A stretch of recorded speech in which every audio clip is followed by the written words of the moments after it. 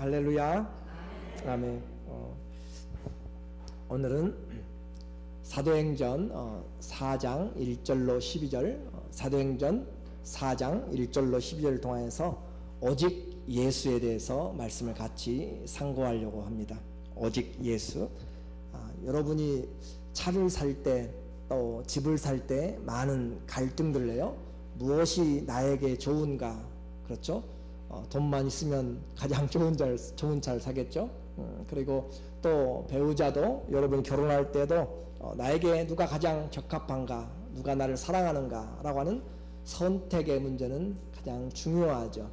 그러므로 오늘 우리의 이 세상에 차는 오래 타면 10년이겠잖아요. 그런데 그것과 비교되지 않는 영원한 삶에 대한 그 결정을 바로 우리가 하게 될 때 누구를 믿느냐, 그것은 우리 인생뿐만 아니라 영원한 삶의 결정을 하게 됩니다. 그러므로 오늘 우리에게 그렇게도 기독교가 핍박을 받고, 그렇게도 사람들에게 오해를 받고, 배려가 없다라고, 관용이 없다라고 하는 그런 주제입니다. 왜 유독 예수만 믿어야 되는가? 그러나 오늘 그 본문을 통하여서 우리 모두가 다 그 복음의 유일성을 놓쳐버리면 우리는 아무것도 설 것이 없습니다. 다른 것도 다 구원이 있다면 우리는 그렇게 열심히 그렇게 할 필요가 없고, 또 우리의 인생을 걸 필요도 없는 것이죠. 그러나 길이 하나라고 이야기한다면 그것을 우리는 지켜야 될 것으로 생각되는 거죠. 이제 초대교회에 하나님께서 성령을 부어주시고 성도들에게 새로운 삶이 시작됐어요. 이전과는 다른 분위기가 되었습니다. 하나님의 말씀이 가르쳐지고 그 말씀을 들음으로 사람들의 마음이 변하기 시작했어요. 그래서 그 말씀을 들은 자들이 서로 교제하기 시작하였고, 과거에는 나만 알았습니다. 나만, 내 가족만, 나 중심으로만 살았는데 주의 말씀이 오니까 점점 나의 가족이 넓어져 가요. 그리고 확장돼 갑니다. 그래서 모든 사람들을 사랑하게 되죠. 교제가 넓어지게 되었고, 떡을 떼면서 서로 교제함으로써 신앙생활은, 교회생활은 세상과 달라요. 기업은 적게 투자해가지고 이윤을 많이 남긴 것이 기업이죠. 그러나 교회는 작은 일, 한 사람이 할 일도 두 사람, 세 사람이 하게 됩니다. 그것이 교회의 일이에요. 그것이 사랑이고 그것이 나눕니다. 그리고 일은 적게 하고 먹기는 많이 먹어요. 왜요? 그것이 사랑이라니까요. 교회를 그렇게 우리가 생각하는 세상의 논리대로 생각하면 안 되는 것이에요. 교회는 그리스도 안에서 서로 마음을 열어놓고 서로가 서로에게 등이 되어주고 서로가 서로에게 어깨가 되어주고 그렇게 손을 잡아주고, 그렇게 함으로써 10사람이 할 일을 20사람, 100사람이 함께 모여서 하면서 서로 하나가 됨을 확인하는 것. 내가 여기 함께 소속이 되어 있구나, 내가 그리스도의 교회가 됐구나 라고 그렇게 확인해 줌으로써 끊어지지 않는 그리스도의 생명이 흐르는 것을 배우게 되는 거죠. 그래서 오늘 보고 내일 보는 것이 뭐가 중요해요? 그러나 그들은 날마다 모였다고 했습니다. 날마다. 그것이 바로 그리스도 안에 가족의 기쁨이죠. 가족들 헤어지니까 만나보고 싶으면 좋잖아요. 오늘 새벽에도 제 아들이 학교로 떠나갔어요. 공항까지 갔다 오면서, 그래요, 가족은 같이 있으면 있을수록 좋은 것이에요. 있을수록 힘들고 어려우면 진정한 가족이 아니죠. 가족의 사랑이 아니란 말이죠. 그래서 보고 싶고 또 만나고 싶고 이야기하고 싶고, 우리 교회의 성도들도 그리스도 안의 교제는 항상 보고 또 보고, 그렇죠? 미주알 고주알 이야기하면서 함께 모여서 같이 사랑을 나누는 것, 그것이 교제라고 했습니다. 그리고 그들은 모여서 하나님을 찬미하고 하나님께 전심으로 기도했더라. 교회는 먹고 마시는 것으로 이제 끝나지 않고 먹는 이유가 있어요. 그리스도를 높여주기 위해서, 하나님의 영광을 위해서 내가 지혜가 필요하고, 그래서 함께 찬양하고 함께 기도함으로 그 사람들의 삶이 세상에 나가서 빛이 되었다라고 했습니다.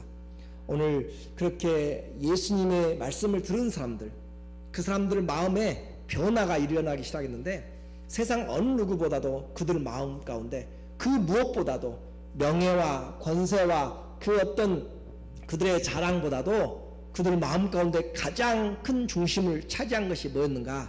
예수 그리스도였습니다. 예수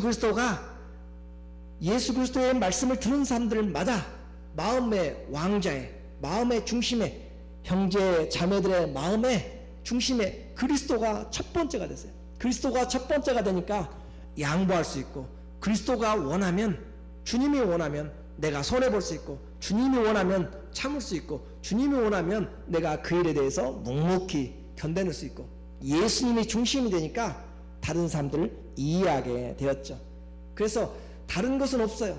은과 금은 없어도 예수 그리스도의 이름이 있으니까 그들에게 하나님의 은혜를 증가할 수 있었고, 오늘 여러분의 중심에 내 안에 예수님 믿는다고 그렇게 하고 어떤 교회에 가니까 교회에 오는 사람이 되지 말고 교회가 되라 라고 그렇게 이야기 써놓은 표를 봤어요. 그래요. 교회를 오고 가는 사람이 아니라 교회가 되라 라고 한 것처럼 예수 그리스도가 우리 안에 보호자에 계신지 날마다 확인을 해봐야 됩니다.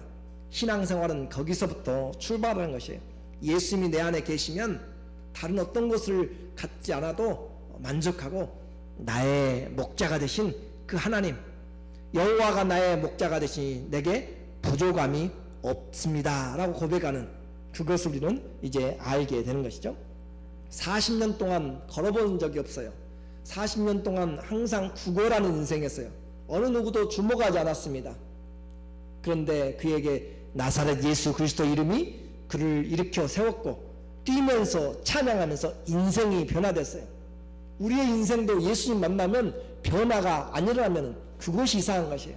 창조주 하나님, 구세주 하나님, 영원한 왕을 만났는데 내 인생에 기쁨이 없고 내 인생에 변화가 없다면 그건 가짜 하나님을 만났든지 가짜를 들었든지 하는 것이죠. 진정한 복음은 나를 가만히 두지 않고 내 안에서 들어와서 나의 왕좌를 바꿔버리고 정권을 바꿔버리고, 내가 주인이 아니라 예수님이 주님이십니다. 두 손 두 발 다 들고 예수 주님을, 생명보다 귀한 주님을 내가 따라가지 않을 수가 없는 것이죠. 그것을 예수님을 만났다라고 하는 것입니다. 그리고 예수님이 이제 왕이 된 사람들, 그 사람들은 그 주님의 뜻을 행하려고 삶을 살게 돼요. 주님의 뜻을 행하려고. 그래서 모든 성경의 기적은 누구를 나타내기 위한 것이라고 했어요? 예수 그리스도를 만날 목적으로, 예수님을 만나게 하기 위해서 예수님 오셔서 하나님의 나라를 보여주시고, 예수님을 만나게 하기 위해서 소경에 눈을 뜨게 하고 죽은 자를 살리기도 하고, 예수님을 만나게 하기 위해서 오늘 기적에 주의하는 사람들, 기적에 치우쳐서 어떻게 이 사람이 일어났는가, 기이하게 보는 사람들, 누가 있는가 라고 하는 자들에게 베드로와 이 요한이 왜 우리를 주목하느냐, 왜 하나님이 이런 기적도 일으키지 못할 것으로 생각하느냐, 바로 이 사람이 성게 된 것은 예수 그리스도 그 이름이었다라고 그렇게 이야기합니다.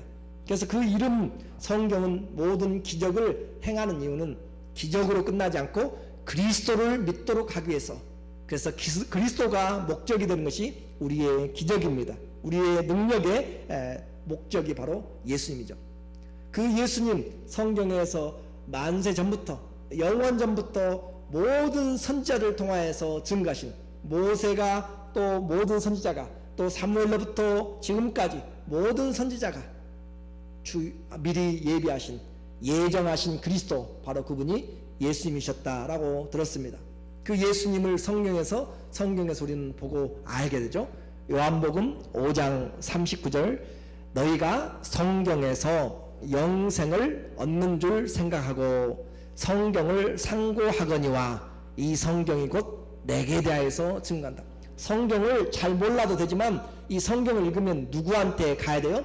예수님한테 가야 돼요. 왜요? 내가 죄인이기 때문에, 살아야 되기 때문에.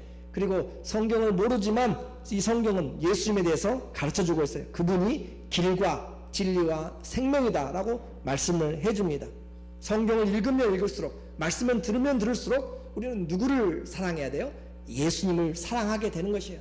그 예수님이 더 커지게 되고 존귀하게 되고, 그것이 믿음 있는 것이고 기도하는 사람이고 성경을 읽는 것입니다.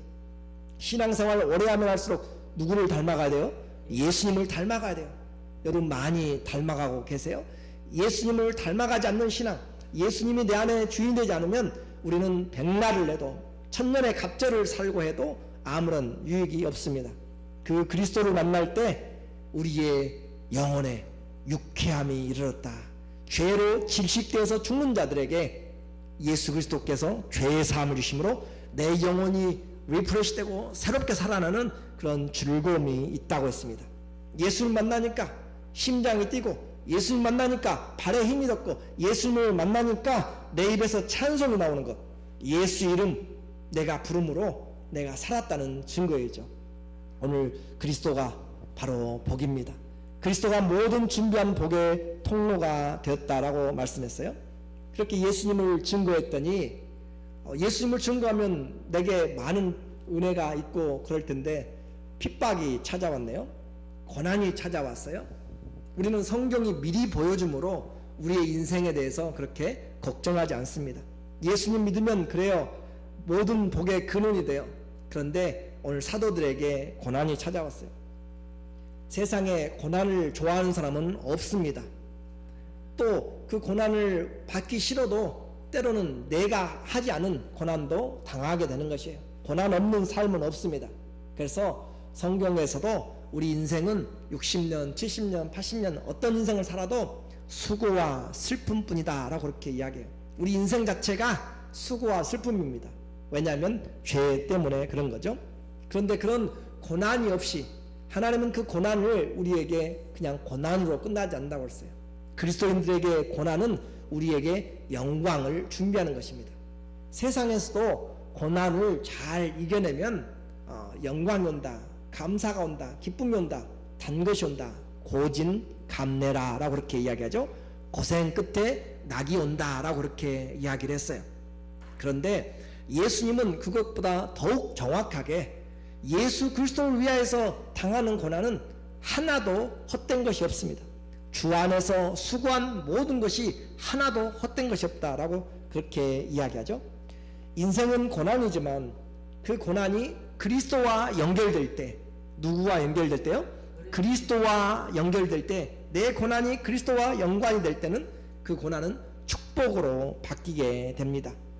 그리스도 없는 고난은 피곤한 거죠. 그리스도 없는 고난은 힘들며 고생입니다. 그러나 그리스도 안에서의 고난은 내 믿음을 성숙시켜요. 고난이 오지 않으면 성숙하지 않아요. 우리 안재팔 장로님이 지금 지난 월요일날 병원에 입원하셨어요. 그래서 수술을 받으시면서 신방을 갔더니 하시는 말씀이 이제는 낫고 또 회복되면 미워하는 사람 하나도 없도록 내가 그렇게 살아야 되겠습니다 라고 그렇게 이야기해요. 그래서 주님 안에서 고난은 우리에게 점점 믿음을 성숙하게 하고, 내가 고난 당하니까 무엇을 잡아야 될지, 무엇을 놓아야 될지를 알게 돼요. 고난을 겪으면 인생이 성숙합니다. 사랑에도 성숙이 필요한 거죠. 그런 것처럼 고난을 당하면 믿음이 성숙해요. 그리고 그 그리스도와 연합된 고난은 우리에게 영광을 보증하는 표가 됩니다.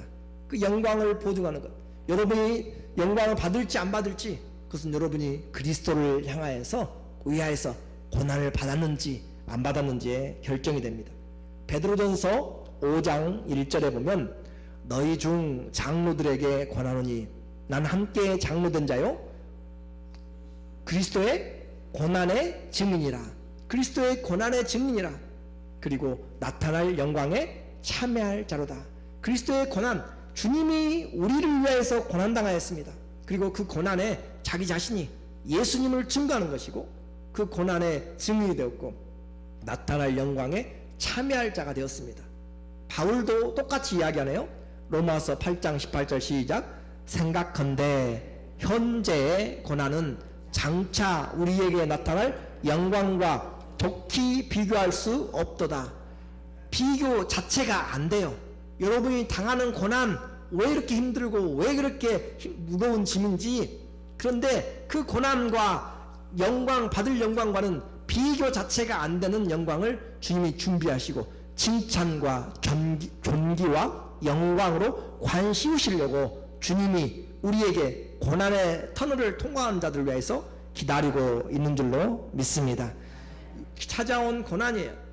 고난 없는 성도들 우리는 분명히 주님 앞에 내가 올바로 사는지 확인을 해 보아야 됩니다.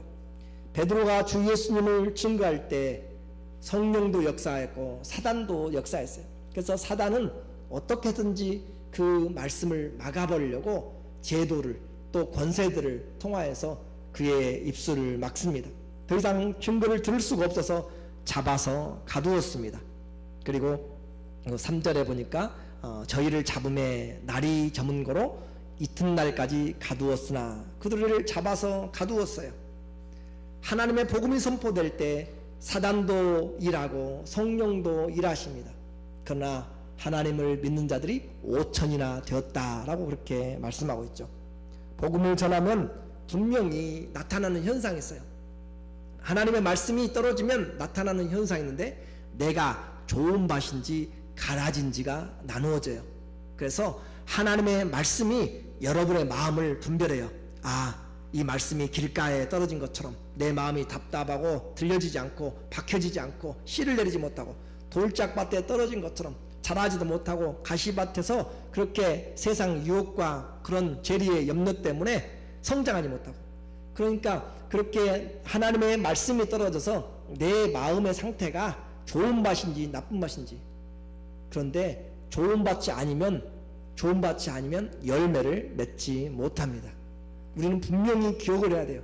좋은 밭에서만 100배, 60배, 30배 결실이 나게 되고 나머지 밭에서는 결실이 없는 것이죠.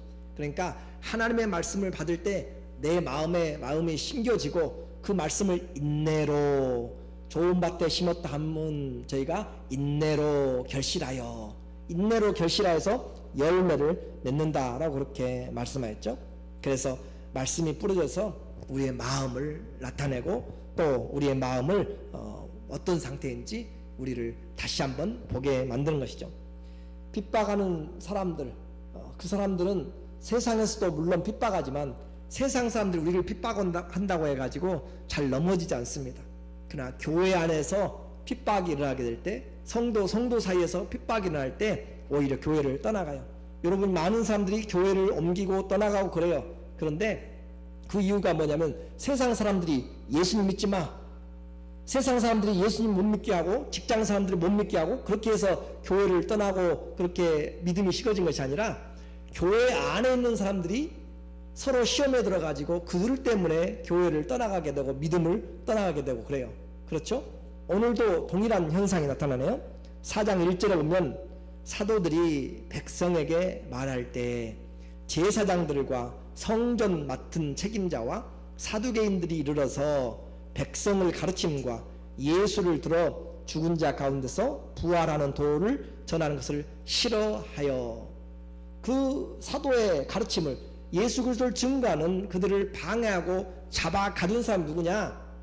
제사장들과 성전 맡은 책임자들과 또 거기에 사두개인들이라. 그렇게 함께 뭉쳐있는 사람들, 종교 지도자들이죠. 종교 지도자들이 예수 그리스도의 복음을 막고 있다라고 하는 것이죠. 교회 안에 반대 세력입니다. 서로의 잘못된 열심, 얼마나 열심은 좋은지 몰라요. 그 믿음이 잘못되면 우리는 광신이 된다고 그랬어요. 그래서 잘못된 열심은, 시기심은 다른 사람을 죽이게 되고 비판하게 되고 평가를 하게 됩니다. 그렇게 함으로써 다른 사람 때문에 시험 드는 것이 아니라 바로 같은 신앙생활 한다고 하는 교회 안에서 또 이 제도 안에서 그들을 분리시키고 나누게 되었습니다. 우리는 이런 부분들을 보면서 나는 다른 사람들을 넘어지게 하는 그런 자가 되지 않고 그리스도의 복음이 가로막히지 않도록 그렇게 하는 그리스도의 손이 또 그리스도의 그런 도구가 되어야 되는 것이죠. 오늘날에도 이와 같은 사실들이 많이 있지만 그럼에도 불구하고 하나님의 말씀은 매이지 않습니다. 사도들은 가두어서 말씀을 전하지 못하게 막았어요. 그러나 그 말씀은 들은 자들, 말씀이 뿌려진 자들, 하나님의 말씀이 뿌려진 자들, 뿌리는 자가 있고 자라게 하는 자가 있죠. 뿌려졌더니 하나님이 그들의 심령에 씨앗을 나게 하심으로 그들이 5천이나 되었다. 4장 4절에 말씀을 들은 사람 중에 믿는 자가 많으니 남자의 수가 약 5천이나 되었다. 그래서 초대교회 초반에 대대적인 하나님의 말씀이 퍼지기 시작하였습니다. 남자만 5천 명이니까 여자들 또 어린아이들 하면은 10,000명이 훨씬 넘어가겠죠. 오늘 우리에게 주님이 하시는 말씀은 이와 같이 성령은 고난 속에서도 주님은 구원할 자에게 믿음의 역사를 일으키십니다. 그 말은 구원은 사람이 만드는 것이 아니라 하나님이 구원을 주신다라고 할 수 있어요. 하나님의 역사입니다. 내가 구원받은 것은 내 역사가 아니라 하나님의 역사. 구원하심이 보좌에 앉으신 하나님과 어린 양이신 예수 그리스도에게 있는 것이죠. 구원은 바로 주님의 선물이기 때문에 그래서 우리는 자랑하지 못하고 우리의 믿음이 아니라 하나님의 선물이었다. 그 하나님께서 오늘 우리에게 이 신문 받는 그 사람들을 통하여 기독교의 가장 중요한 핵심을 오늘 이야기를 하고 있네요. 저녁이 되어서 가두었습니다. 사도들이 잡혔어요. 그리고 회의를 할 수가 없어서 아침이 되어서 그들은 이제 큰 종교 회의를 시작하였습니다. 사람들이 대대적으로 모였어요. 5절에 이튿날에 관원들이 모였습니다. 장로들이 모였습니다. 서기관들이 모였습니다. 그리고 대제사장 안나스와 가야바 자기 사위죠. 요한과 알렉산더와 및 대제사장 문중이 전부 다 모였습니다. 그 두 사람 놓고 전체가 지금 종교 회의를 지금 하고 있는 것이에요. 아침 일찍이 그들이 모여서 하는 이유는 뭐냐면 그들을 위협하기 위한 것이었고 더 이상 이 복음을 전하지 못하게 하기 위한 것이었습니다. 그럴 때 그들이 묻는 것이에요. 너희가 무슨 권세로 이 일을 행하느냐, 누구의 이름으로 이 일을 행하느냐라고 그렇게 묻습니다. 법정에서 말 잘못하면 덤태기 쓰는 거죠. 그렇죠? 그래서 그 범인을 잡을 때 항상 형사나 경찰들이 이야기하는 거죠. 당신은 변호사를 선임할 권리가 있고 당신이 말하는 것은 법정에서 불리하게 작용할 수 있으니까 말 조심하라 라고 그렇게 이야기하는 것이에요. 그러면서 이 많은 자들이 모여서 사도들을 세워놓고 너희가 무슨 권세로 이와 같은 일을 하느냐 그렇게 묻고 있습니다. 예수님도 동일한 질문을 받았죠. 네가 무슨 권세로 이 일을 하느냐라고 한 것처럼 그렇게 질문하죠. 착한 일을 했는데 좋은 일을 했는데 어려움이 닥치고 감옥에 갇히네요. 복음을 전하고 감옥에 갇히고 재판을 받고 좋은 일하고 어려움을 당하는 이 세상입니다. 인생에서도 그렇게 많은 우리들의 이해되지 않는 일들이 일어나게 되죠. 은혜를 베풀었는데 오히려 보따리를 내놓으라 그렇게 이야기하는 거잖아요. 그런 것처럼 평생 장애인으로 산 사람, 그 사람을 건강한 사람으로 회복시켰더니 무슨 권세로 그 사람을 건강하게 했느냐라고 하는 것이에요. 물속에 빠진 사람을 구했더니 라이프 가드 라이센스가 있느냐라고 물어보는 것과 같고, 불이 나가지고 화재 속에서 그 사람을 건져냈더니 당신 소방수냐라고 그렇게 물어보는 것과 같은 것이죠. 그 사람을 살려서 놓았더니 무슨 권세로 지금 이 사람을 살려 건강하게 했느냐. 본질을 벗어난 것입니다. 가장 중요한 것은 생명을 얻는 것인데 그것을 지금 시기하는 거죠. 사람들이 물었어요. 대제사장과 모인 모든 사람들이 무슨 권세로 했느냐라고 할 때 거기에 놀라운 대답을 베드로가 하게 돼요. 베드로가 하는 그 대답의 그 전면에 8절에 보면 이에 베드로가 성령이 충만하여 가로되 백성의 관원과 장로들아 들으라. 이 모든 사람들 법정에 서 있는데 그는 너무 담대했어요. 그리고 들으라 라고 그렇게 이야기하면서 그가 말하고 있는 내용을 보면 성령이 충만하여, 그것이 바로 오늘 이 말씀이 성경에 기록되게 된 원인이 되는 것이죠. 성령이 충만하여. 베드로는 지금 네가 무슨 권세로 이것을 했느냐, 네 이름으로 했느냐라고 하는 것을 바꾸어서 대답합니다. 바꾸어서 질문해요. 오늘 행한 이 착한 일에 대해서 어떻게 이 사람이 구원을 얻었느냐라고 묻는다면 하고 하면서 질문을 바꿔가지고 하면서 그가 이제 말을 이끌어가는데 성령이 충만하였다. 갇혀있고 죄인이 되어도 성령은 임하는 것이고 하나님의 성령은 어떤 상황에서도 믿는 자들에게 함께 하심을 오늘 우리에게 보여주고 있습니다. 너희가 관원에게 갈 때, 재판관에 갈 때, 어려움을 당할 때 무슨 말을 할지 염려하지 말라. 그때 하나님께서 성령으로 할 말을, 구제와 재능을 주신다라고 그렇게 말씀하고 있죠. 성령이 충만해요. 베드로는 음과 금은 없어도 예수 그리스도 이름이 있었고, 베드로는 갇혀 있었고 죄인의 모습으로 있었지만 성령의 충만함이 있습니다. 오늘 우리 교회, 우리의 성도들의 모습에서 내 안에 가득 찬 것이 무엇으로 가득 차 있는지, 내 몸은 부자연스럽고 병원에 있을 수 있고 갇혀 있을 수 있고 전쟁터에 있을 수 있고 그래요. 그렇지만 우리 안에는 무엇이 충만해야 돼요? 성령이 충만해야 돼요. 예수의 이름과 성령이 충만한 것이 성도입니다. 그 성령이 충만해야 하나님의 지혜가 나타나는 것이고, 그 예수님의 이름이 충만해야 기적이 나타나는 것이고 능력이 나타나는 것이에요. 오늘 우리에게 베드로는 성령이 충만하니까 이 두 사람을 에워싸고 있는 관원들, 장로들, 대제사장과 그 문중들, 백성들 모두가 모여 있어도 두려워하지 않고 오히려 그들 향해서 담대하게 이야기하는 것입니다. 말 잘못할까 덜덜 떠는 것이 아니라 하나님 앞에서, 사람 앞에서 그런 담대하게 4장 19절에서도 하나님 앞에서 너희 말을 듣는 것이 옳으냐, 사람 말을 듣는 것이 옳으냐라고 오히려 그들을 향하여서 질문하고 있고, 그들을 하나님 앞에로 말씀을 들으라고 그렇게 이야기하고 있는 거죠. 성령이 임하시면 담대하게 됩니다. 성령이 임하게 되면 평강이 오게 됩니다. 성령이 임하게 되면 어떤 어려움 속에서도 주님이 함께함으로 감사함이 넘치게 되는 것이에요. 문제는 성령이 충만하지 않기 때문에 세상을 보고 두려워하고 염려하고 근심하고 걱정하는 것이에요. 오늘 우리에게 베드로는 교회는 예수 그리스도 이름으로, 또 성도는 성령으로 충만해야 될 줄로 믿습니다. 베드로의 대답의 핵심이 뭐였어요? 너희가 죽인 예수, 그렇게 이야기해요. 너희가 못 박아 죽인 예수를 하나님이 살렸다. 이거 거꾸로 되어버렸어요. 베드로를 지금 네가 무슨 권세로 이 복음을 전하고 예수님을 전하냐라고 그렇게 물어보는데, 이 베드로는 말하기를 너희가 잡아서 죽인 예수, 그 하나님께서 그 예수를 살리셨다라고 이야기하면서 너희가 죽였다라고, 너희가 범인, 너희가 주와 그리스도를 죽였다라고 죄인으로 거꾸로 그렇게 이야기를 합니다. 그렇게 하면서 건축자들의 버린 돌이 모퉁이의 머릿돌이 되었다. 건축자들이 누구예요? 성전을 건축하는 이 사람들이 건축자잖아요. 이 사람들이 건축자입니다. 그들이 건축자여 전문가들이죠.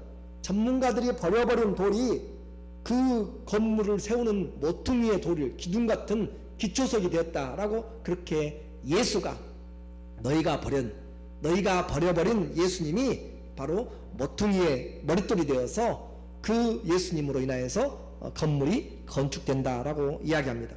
그리고 12절 한번 같이 읽어볼까요? 다른 이로서는 구원을 얻을 수 없나니 천하 인간의 구원을 얻을 만한 다른 이름을 우리에게 준 적이 없음이니라. 이 말씀 한 절이요, 너무너무 중요합니다. 이 말씀, 천하 인간에게 구원을 준 적이, 다른 이름을 준 적이 없다. 2번씩이나 강조해요. 다른 이로서는 구원이 없다라고 하는 것이에요. 요즘은 종교다원주의가 있고 또 종교통합주의가 있어가지고 정상은 하나예요. 정상 하는데 올라가는 길은 다 다를 수 있지 않느냐. 종교마다 각각 믿는 방법은 달라도 구원이라고 하는 것은 같지 않느냐라고 그렇게 이야기하면서 같이 모여서 WCC 종교 통합도 하고 교회 일치도 하고 그렇게 하지만, 그러나 성경은 분명하고 확실하게 이야기합니다. 다른 이로서는 구원을 얻을 수 없다. 천하 인간에게 구원받을 만한 다른 이름을 준 적이 없다. 2번씩이나 이야기함으로써 오직 그리스도 예수밖에는 구원을 준 적이 없다라고 그렇게 이야기를 합니다. 이 한 절이 아무리 바꾸려고 해도 바꿀 수가 없고 부인하려고 해도 할 수가 없는 이 사실이 오늘 많은 사람들을 갈등하게 만들고, 또 반대로 많은 사람들을 인생을 변화시켜요. 이 한 절, 왜 하필이면, 아니면 왜 예수님만 유독 믿어야 되는가, 왜 가정에 불화를 일으키면서 왜 그렇게 해야 되는가 라고 그렇게 따지는 사람들이 있습니다. 그래서 그들은 좌절케 되는 거죠. 기독교는 배타적이다 라고 이야기하고 있는 것이고 관용이 없다 라고 이야기하는 것이고, 그래서 그들은 예수님을 믿지 않습니다.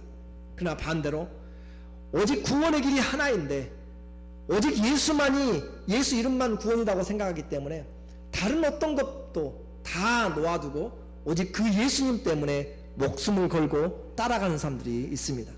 이 말씀이 나누게 되는 것이에요. 이 복음의 말씀 한 절이 수많은 사람들을 좌절케 하거나 또는 수많은 사람들을 헌신케 합니다. 저는 젊었을 때 성경을 이 사도행전 4장 12절을 읽으면서 너무너무 놀랐어요. 아니, 성경에서 이와 같은 정확한 표현이 있다라고 하는 것을 너무 기가 막히게 놀랐고, 이걸 읽으면서 얼마나 고맙고 감격스럽고 기뻤는지 모릅니다.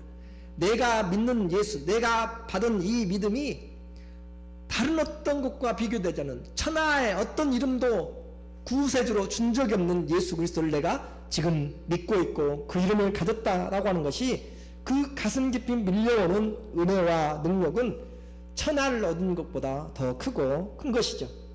인생을 모두 쏟아 부어도 후회가 없는 것이 바로 사도행전 이 4장 12절, 천하 인간의 구원을 받은 이름, 구원을 받을 만한 이름을, 다른 이름을 우리에게 준 적이 없다라고 했습니다.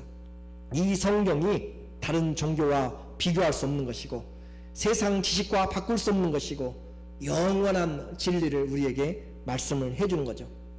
오직 예수 그리스도에게만 구원이 있다면 우리는 다른 선택이 없어요. 다른 방법이 없어요. 하나님이 예수님 외에 구원의 길을 주지 않았기 때문에 누가 뭐라고 해도, 누가 반대고 누가 무슨 일을 하여도 예수 그리스도만이 구원의 길을 하면 우리는 그것을 전하지 않으면 안 되는 것이 그리스도의 복음입니다. 이 시대의 위기가 뭔지 아세요? 이 시대의 가장 절망이 뭐냐면 예수님 외에도 구원이 있다는 것이, 예수님 외에도 살 길이 있다고 생각하니까 그것이 가장 절망이죠. 쓰나미가 절망이 아니고 화산 폭발이 절망이 아니고 요즘 전쟁의 위기가 절망이 아니고 예수 외에도 구원이 있다라고 하는 것이 영원한 절망이에요. 예수 외에는 다른 구원이 절대 없어요. 그것이 가장 중요한데 그것을 기독교에게 포기하라고 이야기하라고 했고, 종교 다원주가 뭐예요? 절대 진리는 없다. 상대방을 인정하라는 것이에요. 그래요, 인정하는 거 좋습니다. 당신이 믿는 거 인정해요. 그런데 왜 유독 기독교가 믿는 그 예수 그리스도의 유일성은 부인하면서 배척하면서 너희 종교는 관용을 하지 않는다면 우리의 신앙은 인정을 하지 않는가? 기독교를 그렇게 바꿔버리게 만드는 것이죠.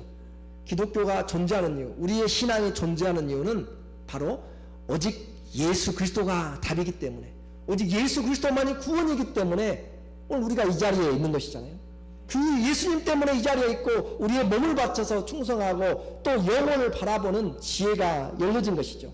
그래서 그 결과를 통하여서 베드로와 요한은 성령이 충만하여서 그들에게 이야기합니다. 오직 예수 그리스도 외에는 다른 길이 없다. 그리고 그들은 그 결과가 이 예수님을 증거하다가 따라올 뒷일은 생각하지 않습니다. 오직 예수를 증거하다가 나중에 그들은 잡히게 되었고 또 목숨을 앗아갈 그런 위기로 그렇게 그들이 묶여지게 돼요. 그럼에도 불구하고 그들은 이 오직 예수 그리스도라고 하는 그 신앙에서 벗어나지 않습니다. 이것이 바로 그들이 믿었던 것이죠. 오직 예수 그 이름이 있기 때문에 오늘 우리는 구원이 있고, 오늘 우리가 이 자리에서 주님의 이름을 부르고 누가 뭐라고 해도 땅끝까지 복음을 증거하려고 하는 이유, 왜냐하면 다른 길은 없기 때문에. 다른 것은 엑싯이 없어요. 아울렛이 없어요. 노 아울렛이에요. 그래서 오직 한 길, 내가 길이요 진리요 생명이기 때문에 우리는 예수님을 전할 수밖에 없는 것이죠. 모든 선지자들로부터 예언한 그리스도입니다. 하나님이 사망에서 살리신 바로 예수 그리스도십니다. 그분 외에는 소망이 없습니다. 그런데 오늘 이 안타까운 시대에 이 말씀을 듣고 알면서도 망설이는 사람들이 있어요. 예수님이 소망이고 예수님이 오직 부활이고 예수님이 오직 생명이고 예수님이 진리이고 빛인 것을 알아도, 생명의 떡인 것을 알아도 우리는 그것을 알면서도 한 발 뒤로 물러서는 사람들이 있습니다. 천하 인간의 구원을 얻을 만한 다른 이름을 준 적이 없다고 했음에도 불구하고 여전히 한 발을 빼면서 세상과 같이 따라가는 사람들이 있습니다. 오직 예수님 한 분이라면 우리는 생명을 걸어도 부족함이 없습니다. 사도행전 20장 24절에 나의 달려갈 길과 주 예수께 받은 사명 곧 하나님의 은혜의 복음을 증거하는 일을 마치려 하면은 나의 생명을 조금도 귀한 것으로 여기지 아니하노라. 예수가 길이라면, 그분이 생명이라면, 그분이 영생이라면, 그분이 천국이라면, 그분이 영원한 주요 왕이시라면 우리의 삶은 그분을 붙잡는다면 헛되지 않습니다. 생명을 바친 만큼 더 큰 잠시의 고난은 나중에 올 영광과 좋게 비교할 수가 없습니다.